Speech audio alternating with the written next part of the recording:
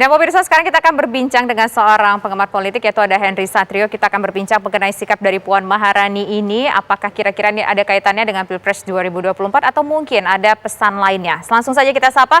Selamat petang menjelang malam, Mas Hensat. Selamat petang, Tisa. Ya. Sehat-sehat ya? Sehat, Alhamdulillah. Mudah-mudahan kita selalu sehat, Mas. Mas, gini Mas, ada statement dari Ketua DPR Puan Maharani yang menyebutkan bahwa jangan jadikanlah seperti lelucon, kemudian PPKM ini harus jelas lah aturannya, terutama terkait dengan soal makan 20 menit begitu di warung-warung kecil begitu. Anda melihat sikap kritis dari Puan Maharani ini arahnya kemana sih? Apakah memang betul melihat bahwa pemerintah kurang sigap, kurang siap dalam kebijakan-kebijakannya, atau mungkin ada agenda lain nih Mas Hensat sebagai seorang pengamat politik? Ya gini, yang pertama sebagai Ketua DPR pasti kan Puan Maharani ingin juga menjaga nama baik DPR ya, apalagi dia ketuanya. Maka dia ingin sekali menunjukkan ke publik bahwa mereka mengawasi gitu ya. Walaupun ngawasinnya kan ya cuma ada beberapa hal poin aja, cuma itu lumayan lah menurut saya. Komentar tentang PPKM, kemudian makan 20 menit itu menurut saya bisa membuat minimal rakyat itu menjadi ingat bahwa ada DPR yang kritis gitu, bukan DPR yang minta isoman di hotel atau bukan DPR yang minta dispesialkan penanganannya saat COVID gitu. Tapi ya pastinya kita juga melihat akan ada berbagai pendapat yang ada di masyarakat ya, termasuk saya juga melihatnya pasti ada tujuan-tujuan lain. Buat apa kalau kemudian hanya berlontar tapi tidak ada tujuan lain? Apakah ada kaitannya dengan Pilpres? Ya tentunya ada. Puan Maharani kan kalau dalam survei kedai kopi misalnya masih tertinggal kan dengan calon-calon yang lain. Makanya dia harus melakukan berbagai upaya untuk meningkatkan itu, ya minimal dari sisi popularitas dulu saja. Makanya banyak baliho ini ya pastinya untuk meningkatkan popularitas dia. Tapi mudah-mudahan gini ya Mbak Tisa, yang ingin saya garis bawahi adalah silahkanlah melakukan kompetisi untuk menunjukkan yang terbaik pada rakyat bahwa mereka adalah pemimpin yang layak dipilih. Tapi saya mohon nih bagi para kontestan nantinya, sudahlah hentikan cara-cara norak ya, cara-cara basi yang mengutamakan pencitraan gitu. Emang yang norak gimana Mas Henry Satrio? Contohnya itu kan kalau bicara norak kita kan nggak bisa mengklasifikasikan mana yang norak yang enggak. Mungkin pengamat politik punya sudut pandang lain nih, norak itu yang kayak apa sebetulnya? Gini, yang tidak ada kaitannya dengan pekerjaan dia. Misalnya gini, disertasi saya itu mengungkapkan bahwa aktivitas media sosial itu tidak ada kaitannya dengan karir politik. Oke. Dia akan meningkatkan popularitas, iya. Nah, ini yang kadang-kadang menjebak para calon-calon pemimpin kita ini. Dianggapnya media sosial bisa membuat tingkat keterpilihan dia itu meningkat. Nah, tidak lagi ya seperti itu. Rakyat Indonesia ini sudah lebih memilih pemimpin yang kerja. Jadi pada saat mereka lebih concern ke media sosial, maka dia mengubah dirinya dari pemimpin menjadi YouTuber, dari pemimpin menjadi selebriti medsos. Nah itu yang menurut saya tidak tepat. Oke, berarti caranya Mbak Puan ini bagus dong Mas Henry. Kan kita tahu Mbak Puan kan nggak terlalu warawiri di sosial media dong. Komentar oke, di media massa, kemudian juga ada baliho-baliho tadi. Berarti cara yang seperti ini cukup bagus dong untuk meningkatkan popularitas. Kalau menurut Mas Henry.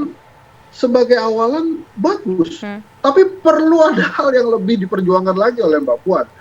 Waktu jadi Menteri Menko PMK, Mbak Puan itu gagal memanfaatkan momentum revolusi mental waktu itu. Coba waktu itu dia perkuat dan seriusi itu program revolusi mental, pasti tingkat popularitas dan elektabilitasnya lebih tinggi dari sekarang. Nah makanya dia tidak ingin lagi melewatkan momentum dia sebagai ketua DPR, makanya dia mulai deh melakukan kritikan-kritikan itu. Nah, apakah kemudian kritikan ini mengartikan juga PDI Perjuangan sudah mulai menjaga jarak dari Pak Jokowi, gitu ya? Ya, kalau ini saya jawab, kalau ditanya ke PDIP pasti, wah itu Pak Jokowi kan petugas partai gitu. Tapi kalau menurut saya, demi 2024, kritikan-kritikan oleh PDI Perjuangan harus memang dilakukan oleh mereka, terutama supaya mereka tidak kehilangan elektabilitas partai. Tentunya kan saat ini pemerintah ini banyak sekali ujian-ujiannya. Beberapa hal tentang COVID-19 belum selesai, terus kejadian juga yang di Merauke yang menghebohkan itu kan, yang mirip-mirip George Floyd itu kan mengganggu sekali kinerja pemerintah. Makanya Mbak Puan kalau mau melakukan kritikan-kritikan sebagai ketua DPR, dia memanfaatkan momentum sebagai ketua DPR, bagus sekali. Tambah lagi dengan kerja-kerja yang menurut saya bisa membuat masyarakat itu lebih wow. Ini kan masyarakat terhadap kerja DPR ini kan banyak sekali keluhan-keluhannya tentang undang-undang cipta kerja lah dan lainnya. Nah ini kan harusnya bisa dikritisi satu-satu nih. Kritikan Mbak Puan tentang 20 menit dan PPKM itu harus disertai dengan mengawasi penggunaan budget anggaran yang sudah triliunan itu gitu. Masih banyak yang harusnya diawasi oleh Mbak Puan. Oke, ini ada dua statement menarik. PDIP memang perlu melakukan kritik ataupun pengawasan terhadap pemerintah begitu untuk menjaga elektabilitasnya menuju 2024. Tetapi sebetulnya yang ingin kita capture di sini yang mana sih dominan untuk menjaga elektabilitas di 2024 atau memang hubungan antara PDIP dengan Joko Widodo sudah merenggang, terutama misalnya statement dari Mbak Puan ini sendiri, termasuk kan ini bukan pertama kalinya nih mengkritik pemerintah Jokowi, tetapi sebelumnya juga ada misalnya soal gaya komunikasinya yang kurang baik begitu soal COVID-19. Ini capture-nya lebih dominannya yang mana nih Mas Hensat? Saat ini menurut saya ada hubungan yang renggang antara PDI Perjuangan dengan Pak Joko Widodo. Makanya menurut saya ke depan mari kita lihat akan ada komunikasi-komunikasi politik antara Pak Jokowi dengan partai-partai politik termasuk PDI Perjuangan. Kenapa demikian? Karena kalau kita lihat di kasat mata ya Pak, kepada siapa Pak Jokowi mempercayakan penanganan COVID yang menjadi permasalahan utama negeri ini. Erlangga Hartarto yang ketua Golkar, satu lagi Luhut Binsar Panjaitan. Ada lagi sosok Erick Thohir. Mana orang PDI Perjuangannya? Yang ada Ibu Risma yang repot bagi telur rebus dan bikin dapur umum gitu. Mungkin disangka banjir kali COVID. Tapi itu adalah hal yang secara kasat mata kita bisa lihat, loh kok Pak Jokowi sebagai petugas partai PDI Perjuangan tidak memberikan posisi strategis kepada kader PDI Perjuangan ya, itu kan kita bisa lihat juga gitu. Mungkin tingkat kepercayaan Pak Jokowi mungkin lebih nyaman terhadap kepada Erlangga atau kepada Pak Luhut atau kepada Pak Erick Thohir ya, boleh-boleh saja, namanya juga prerogatif kan, tapi kan kalau kita lihat secara kasat mata ya begitu itu gitu. Mas Henry. Karena kan padahal ya dengan adanya kritik seperti ini, kemudian juga tampaknya Mas Henry mengcapture ada hubungan yang renggang antara PDIP dengan Joko Widodo, kemudian ada fakta juga baliho-baliho Puan Maharani di mana-mana. Anda melihat akan seperti apa elektabilitas dari Puan Maharani dan juga PDIP sendiri, Mas? PDI Perjuangan kan punya tantangan tersendiri pada saat COVID ini, bukan tentang hubungan yang renggang saja.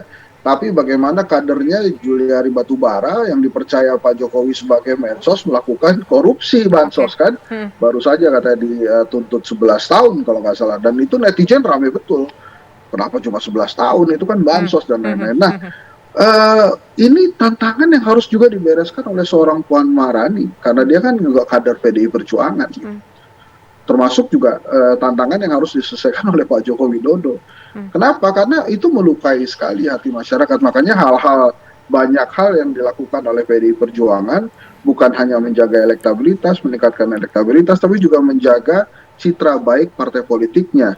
Nah, hubungan dengan Pak Presiden Joko Widodo ini juga harus dibina. Mungkin Pak Presiden juga Pak Jokowi masih kecewa betul itu dengan kolega dia satu partai, Pak Juliari Batubara itu yang tertangkap korupsi bansos pada saat masyarakat sedang susah ya, makanya tidak diberikan gitu kesempatan posisi strategis lagi kepada kader-kader PDI Perjuangan. Tapi saya sih sampai hari ini misalnya, coba tanya lembaga-lembaga survei, walaupun ada penurunan PDI Perjuangan, tapi mereka tetap yang paling atas. Tapi kalau begini terus ya bisa dilalui atau bisa dilewati oleh partai-partai politik besar lainnya gitu. Tapi yang paling penting, bila Anda ingin mau menjadi pemimpin, nanti ini buat Mbak Puan atau siapapun, sudah jadilah pemimpin yang memang kerja nyata. Jangan lagi memberikan drama-drama pencitraan kepada masyarakat Indonesia sehingga Indonesia ini lebih maju nanti ke depannya. Gitu, Baik, Mbak terima kasih Mas Henry Satrio atas Sama-sama, waktunya Mbak sudah Tisa. bersedia berbincang bersama kami di program Kabar Petang Pilihan. Selamat petang Mas Henry, semoga sehat selalu.